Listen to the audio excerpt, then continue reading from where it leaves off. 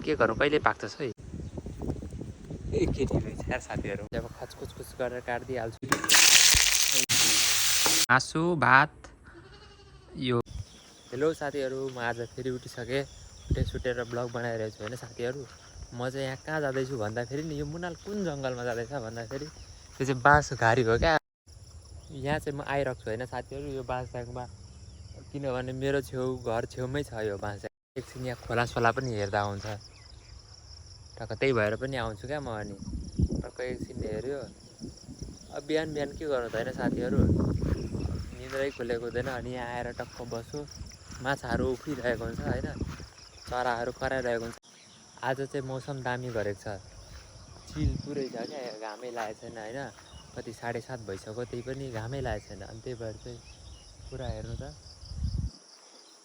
शीतल छ आज कुल भएर बसिन्छ हाम्रै आँप पाकेको छैन क्या अब साथीहरू हेर्नु त बजारहरूमा त कति हेरिरहेको हुन्छ बेचिरहेको हुन्छ त्यही भएर काँचै यहाँ टिपी यत्रो आँप चाहिँ साथीहरू अचार बनाउनलाई हो कि कहिले अचार बनाउने हो आफूलाई त आउँदैन होइन आफू त खाने मात्र हो मस्तले यो आँप सिजनमा पनि आँपको रुख हुनेहरूको त मजै हुन्छ यार साथीहरू टक्क हेर्नु त अनि कति धेरै आँप छ हेर्नु त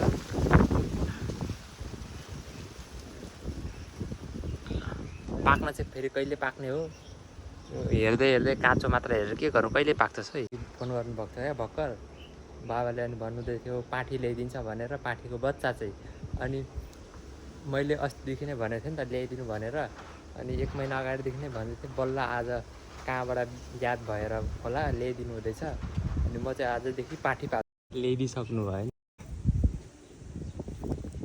ए केटी रहेछ यार साथीहरू म त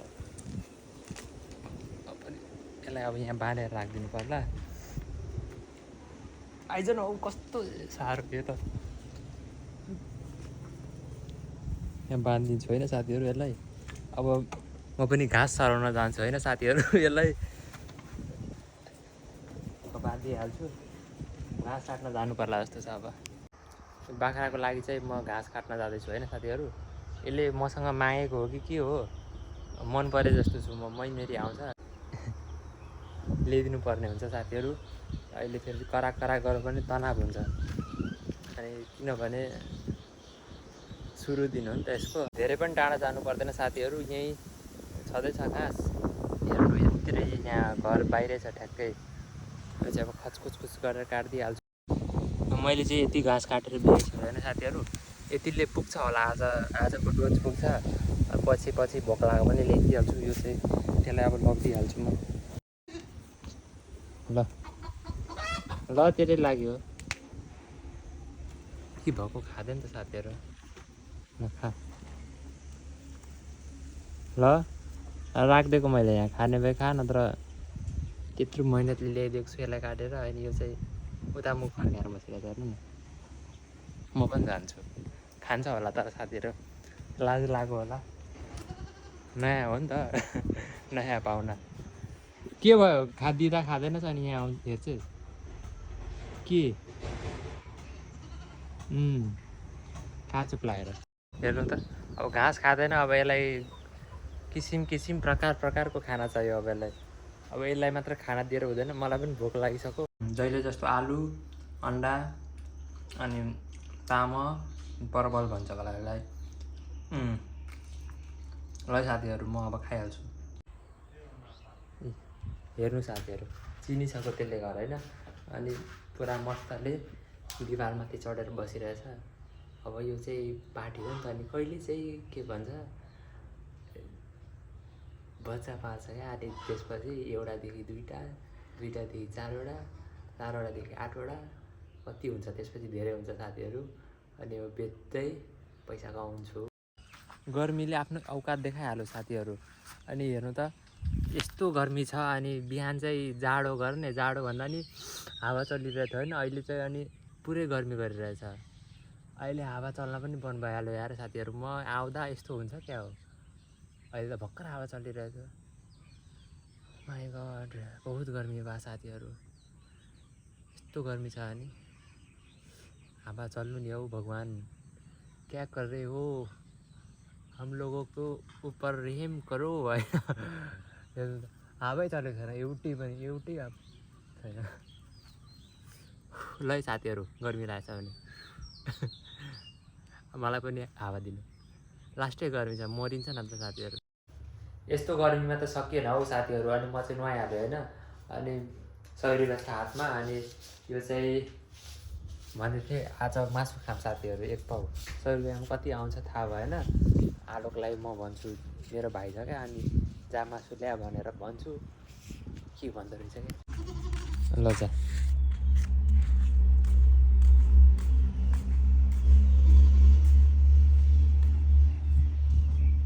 जान भन्दाखेरि यत्तिकै हिँड्दैन साइकलमा जान्छु ल जान त। ओ त्यो बाख्रा चाहिँ भाग्छ है आलोक साँच्चै फेरि। जाऊ तुम जाऊ मैं ढोका ला दूंगा। ढोका ल्याइदिनु पऱ्यो होइन साथीहरू। कतै नजा यहीँ बस् यहीँ बस् यहीँ बस्। भाग्न पो खोज्छ यार साथीहरू यसलाई त। अनि ओए आइज यो मेरो पछि पछि आउँछ थाहा छ साथीहरू। आइज मासु खान दिन्छु। आउँदैछ ल म चाहिँ रेडी पारिहाल्छु। लसुन प्याज के प्याज चाहिँ काटिहाल्छु म। यो चाहिँ हेर्नु जहाँ जान्छु म त्यही आउँछ यार साथीहरू। त्यहीँ काट्दैन बरु प्याज। यहाँ चाहिँ चुलिसी छ। यो आँप चाहिँ कहिले पाक्ने पाएकै छैन यार साथीहरू। पाक्यो भने थाहा पाइहालिन्छ क्या बाहिरबाट गिलो गिलो गर्छ। यतै छोडिदिउँ यसलाई। यो यस्तो गर्मी छ पाकिहाल्छ 1-2 दिनमा। अनि मेरो चाहिँ यहाँ 2वटा निकाल्छु। 100 रुपियाँमा 1 पाउ त आउँछ होला। 2टाले पुग्छ इनफ हुन्छ।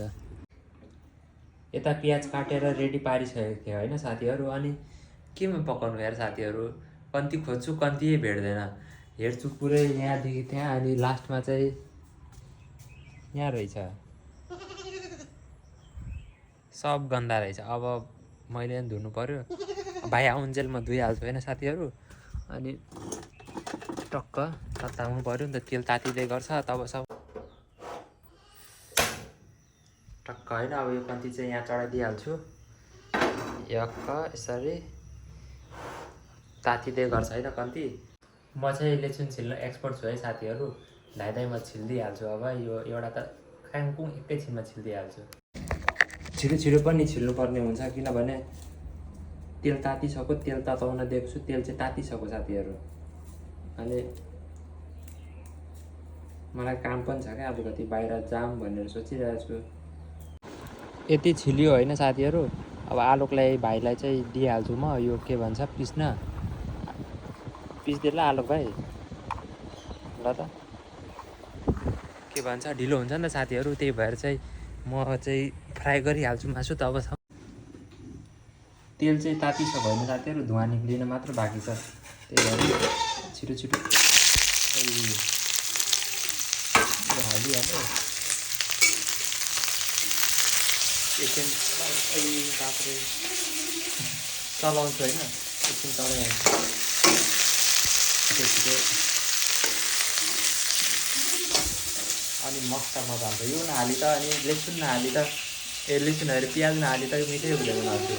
केही पनि मिठो हुँदैन यार साथीहरू। केही सब्जी प्याज हालेन भने कस्तो हुन्छ। प्याज नखाने मान्छेहरू कसरी खान्छ हौ। के भन्छ शाकाहारी भन्छ होला सायद। म त सक्दिनँ यार साथीहरू। यहाँ चाहिँ हल्दी र अनि नुन दिइसक्यो होइन। अब यो कम्बिनेसन त बाफ्रे कम्तीमा राखेको चाहिँ पोलो यार साथीहरू। भ्याएन यार साथीहरू। यतापट्टिबाट भ्याउँछ यो हातले।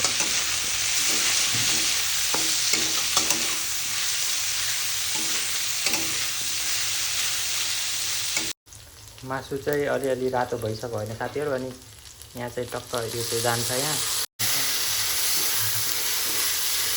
यति गरिदियो होइन। अनि पानी हाल्यो।